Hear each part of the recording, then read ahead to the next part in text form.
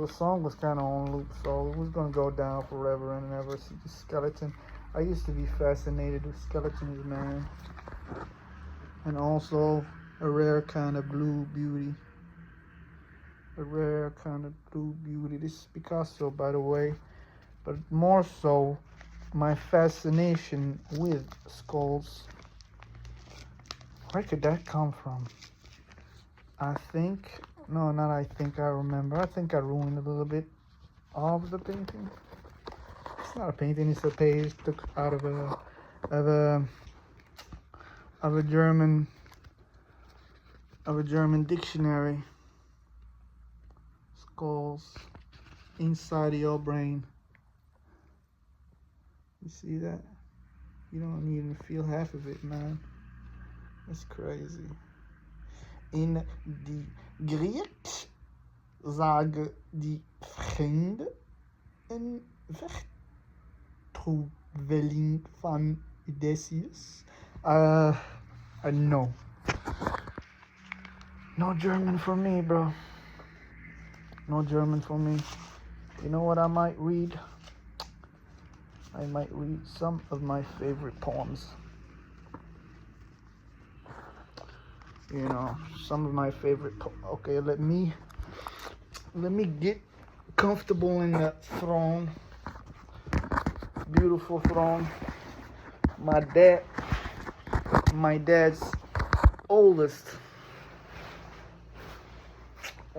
chair. Probably older than me. No, is older than me. Sit myself straight and read maybe some best. Where are my glasses? And no, I'm not drunk. I'm tired.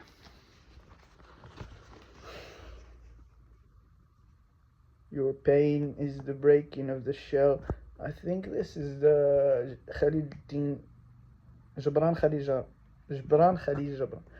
Gibran for the English listener. I think it's Khalil. Gibran Khalil. You guys are hilarious. You can't pronounce for shit. Gibran Khalil Gibran. Your pain is the breaking of the shell that encloses your understanding. Even as the stone of the fruit must break, that its heart may stand in the sun, so must you know pain. And could you keep your heart in wonder at the daily miracles of your life, your pain would not seem less wondrous than your joy. And you would accept the seasons of your heart, even as you have always accepted the seasons that pass over your fields. I read kind of slow because the writing is really minuscule. I used to write like this before I got the glasses. So, is this the cause? Is this why I lost sight?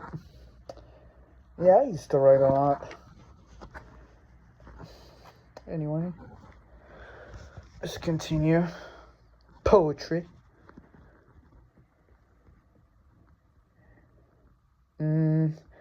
Let's start from the seasons.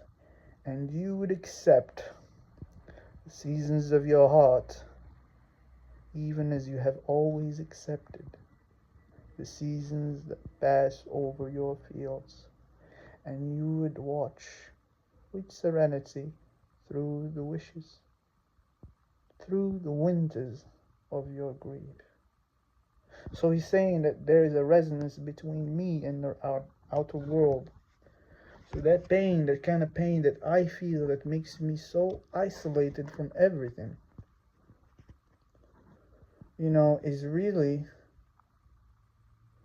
something that nature herself experiences throughout all kinds of life.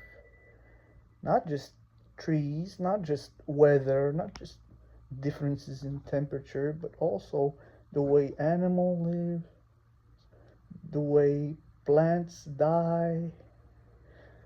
You know, so if I feel grief, the winters of my grief, then not the opposite of it, but the muqabil, meaning the mirror side, it would be nature herself feeling the same things you do.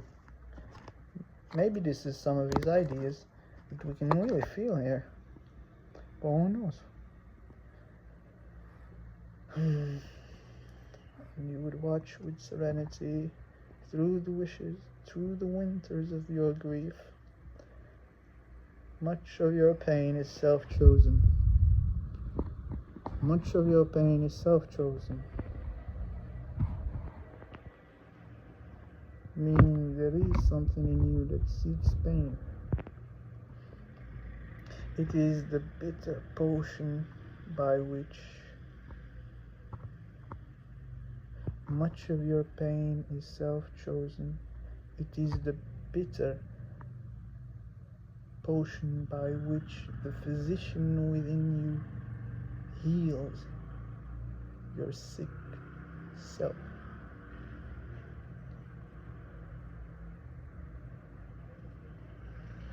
It's self-chosen, but there is a physician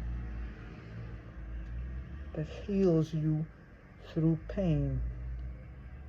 Therefore, there is the decay of the sick self that causes the pain. Much of your pain is self-chosen, which means that I choose the pain that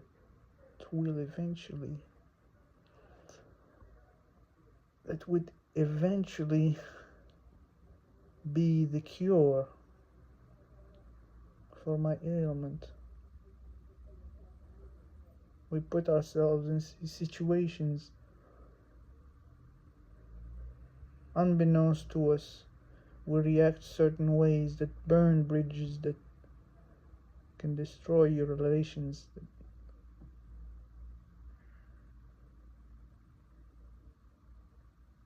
All that pain to teach you something about yourself. So even if wrong were done by somebody, or like wrongs like abuse, anything, they have the chance through the pain they feel from the abuse and the guilt to actually heal themselves from the sick self. That's interesting.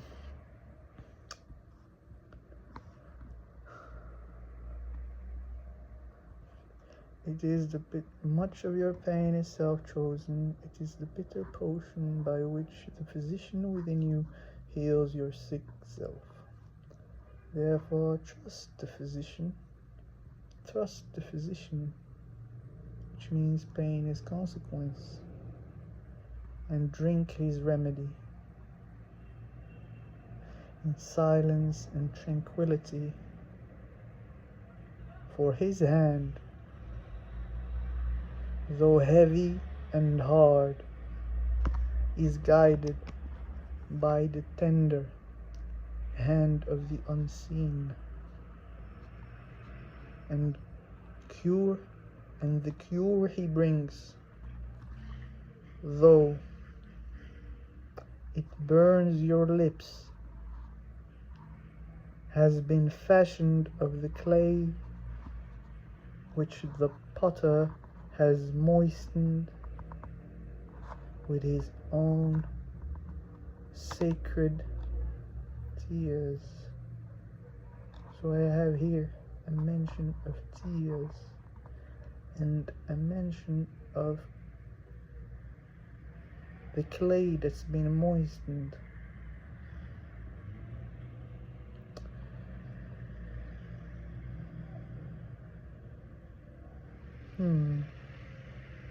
But there is no mention, another mention of the remedy, because the remedy is pain. So throughout all the last verses, so pain is the process, therefore trust the physician. The physician is guided by the tender hand of the unseen. And the cure he brings, though it burns your lips, has been fashioned of the clay which the potter has moistened with his own sacred teeth. So not only there is a resonance between nature here, the winter and the grief, the fact that the entire ecos is similar to us, not in the way anything feels itself. I'm not saying that things have emotions of their own. I mean, there are resonances, there are forms. So even grief is a form. He's aligning that form with winter, which is the moment where plants die. Grief doesn't come out of gain, it comes from loss. So there is that resonance. But not only there is a resonance between grief and tear. He's saying tears. The fashioner, the one that fashioned that cup, moistened, made by clay, moistened by tears. Which means, finally, it means that both joy and sorrow or pain, they are both wings of knowledge. You know the world through pain, and you know the world through joy. But that can only happen if the person is not alone. He's not alone. If he sees the way that the world is. So he's saying here in the beginning, very beginning, your pain is the breaking of the shell that encloses your understanding. So there is a metamorphosis going on that's caused by pain. Even if as the stone of the fruit must break, that its heart may stand in the sun, so must you know pain. So he's saying that these are moments of growth, of unveiling, and of becoming. They are glimpses into the nature of life.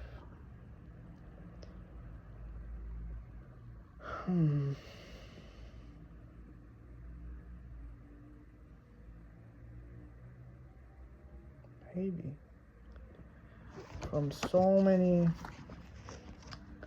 I can think of so many examples where pain was a better teacher. Was not something that I needed to run from, but something I needed to face. But most of the time, well, I think after reading this, I don't even know if I'm going to think about my grief just the same.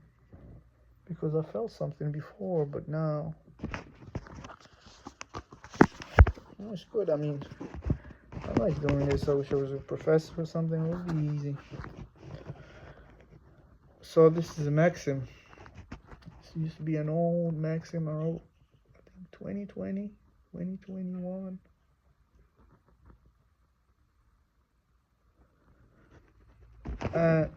And the reason I can write in English and read in English is, first of all, basic education, and also the fact that I love the language.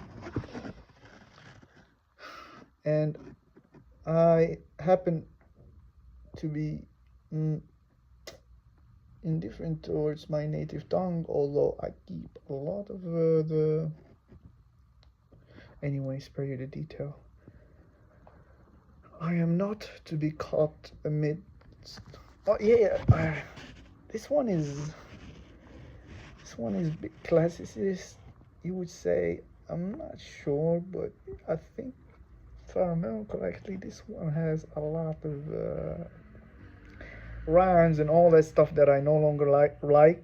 I have a lot of poetry down on Facebook if you guys want to check that out. I am not. These are maxims, basically maxims. Well, they're laws. They're brief. They're there's analogy maybe, and they're personal. At least this one is. I am not to be caught. I am not. In case the mic was fucked up, I am not to be caught amidst the whims of torturous reverie, nor to be led astray by, nor to lead astray. It said, I used to write so small, like so small. Like I'm telling you guys, don't believe me. It's not lying. Just a schizo moment.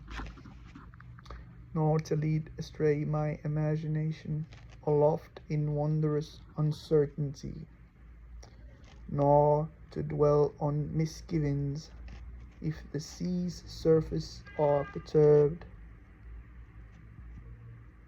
its depths calm, scarce shudders. I was playing around a lot with these. I am alive to the will in me that beckons my becoming. I need a better cinematic view. I'm good here. I am alive to the will in me that beckons my becoming. Okay. I am not to be caught amidst the whims of torturous reverie, nor to lead astray my imagination aloft in wondrous uncertainty, nor to dwell on misgivings, because if the sea surface is perturbed, Salita, Twe.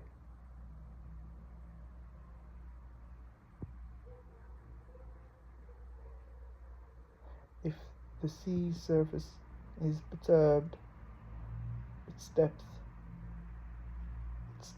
calm, scarce shudders. That should be scarcely shudders. I mean, it's 2025, for God's sakes. I am alive to the will in me that beckons my becoming.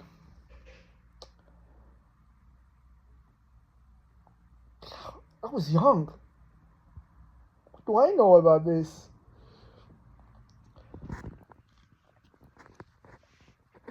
Okay, well, I am silent as a tree, bending ever soft. Again, ever softly. Since we can't use nouns in English as adjectives, as opposed to, native language. Ever soft against wind's violent currents. I am silent as a tree, bending ever soft against wide. No, I'm gonna read it again. I'm pretty sure it sounds exactly. The sound of it will sound exactly as what it's trying to say. I am silent as a tree, bending ever soft against winds, violent currents. Never I fold, ever I sway, ever I grow. I am awake, but to the world fast I slumber, the tongue in me weary. I am seen, but only through one eye, only by my eye shall I be made. The world is a changing. The world is a changing. It's a changing eternally. So I dare become the same. Like a star, I am alone. Many alone shine bright the dim of the night. So obviously this guy's lonely as shit. I mean, that much is obvious. Come on. Like a star, I am alone. Many alone shine bright the dim of night. I mean, this is pretty much elementary, but somewhere here there is. I don't know if y'all interested in poetry or anything, but here, like, crazy.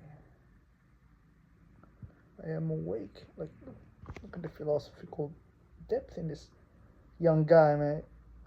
I want to meet him again. I am awake, but to the world fast I slumber, the tongue in me weary. Had I followed this advice right here,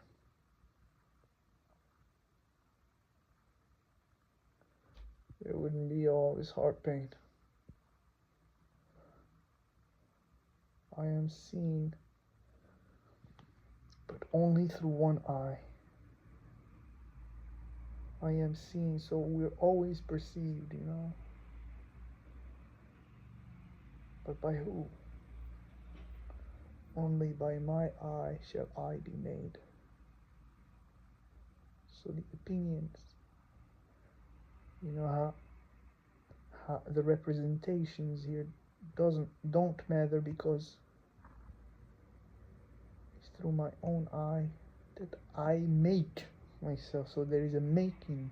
Representations are often you are, but when you talk about me, I make myself. It's easy to lock people if you say they are this way. That's exactly what representation does.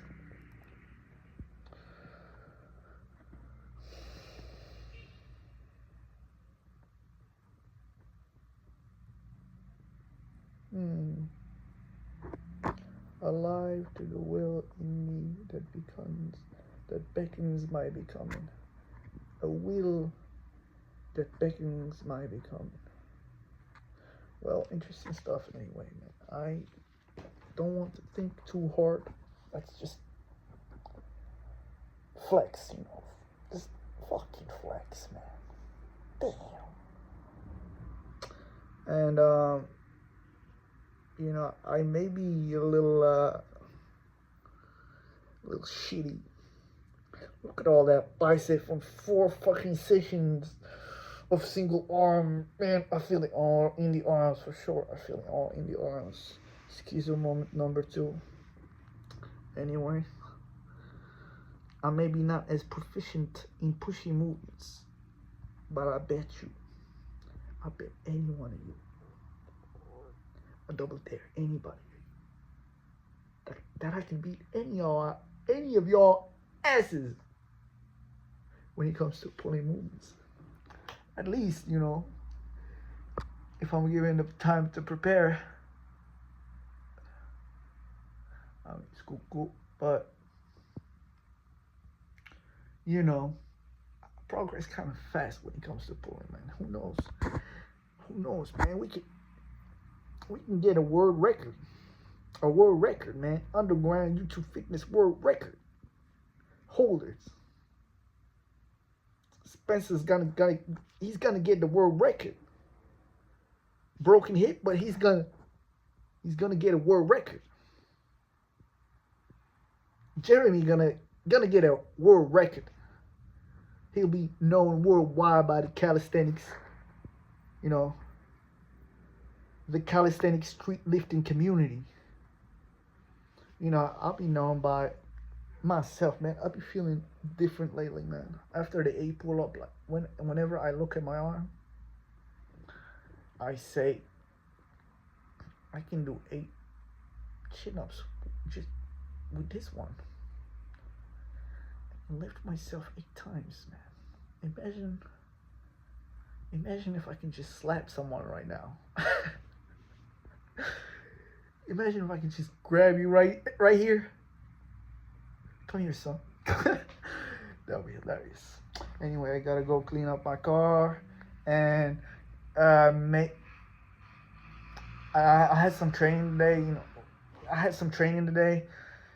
I did some barbell rows. I think I got up to 110 kilos. Hey, for reps. 110 kilos for reps, man. No belt. It's all right. Then I did some RDLs, straight RDLs with straight legs and straight back. Down on the last sets around my back, you know, there ain't nothing to do about that. But kept the arms, the legs straight. And then what the hell did I do again? Did I do some curls? No, I didn't. I just did something easy. I mean, it's probably curls, man. Yeah, I did curls, homie. I did curls, pinwheel curls. I gotta show you. So pinwheel curls, all right? Pinwheel. So first of all, I gotta show you something. Excuse the setup, okay? Excuse the setup. So obviously you can curl like this or whatever, but there's 2 different kinds of curls. There's a curl like this, like you're curling like this. Like, I need you to pay attention here. Like you're curling like this, and there's a curl like you're curling like this. So either you do this, and either you do this. The difference between this and this and curling it in is basically when you curl it in, what the fuck do you need eccentric for, you know? It's all about that curl in, bro. It's like you want to feel that tension in. But when you curl like straight up, like you see, if you curl straight up, you really don't need your arm that much, so you don't use your arm that much. So when you drop that weight, you kind of fight the tension coming down, and then. But that's, you know, people moved on over that shit, man. They say that stuff is worthless, but you know, I'm just saying that there is 2 ways of curling. Either you curl up or you curl in, okay? Curl up or curl in. Then there are like differences in how the I think say the long head, but I don't remember. But there are differences in the way you actually engage with your biceps in static movements. Okay, static movements, they also use the biceps. They also use the bicep tremendously. So you know, you gotta keep watch about that, because it can tear into it can tear if the position, if it cannot sustain the position. So if I have to be like this, if I have to be like this, if I have to be like this, and I was actually full on with this in order for me to do a planche, the only thing that's keeping my fucking elbows from breaking is my biceps. Like your tricep is just like, it's holding here, it's holding stability here, but it's not doing shit except, you know, it's pushing in, while, you know, your bicep is taking all the brunt, you know, and stuff like that. If you can train this position, I can understand why Prophet Fear and all those crazy people be doing that type of shit. I mean, they're trying to make this function of the bicep, they're trying to make it as a starting point for a concentric curl, or, you know, they want to start in a position that is already stretched in a certain way. But come on, you can do that with a fucking dumbbell, bro. You can literally do that shit with a fucking dumbbell on your side, homie. Come on. But you know, you go to extremes, and you know, suddenly you don't want to just stretch right here, you want to stretch also here, and now you gotta do it to the side and all that crap, man. Listen, It's only two types of curls. Two types of curls. Either you curl in or you curl up. Okay, choice is yours. If you curl up, you can milk the eccentric. If you just curl in, there's no need for you to do the eccentric. Okay, that goes also for the pull-up. Like literally, if you pull up just like here, your bicep are gonna feel it. But you know, I mean, right now that I can do one arm pull-up, man, y'all gonna be left in the dust. Y'all are gonna be left in the dust. The arms is only getting bigger.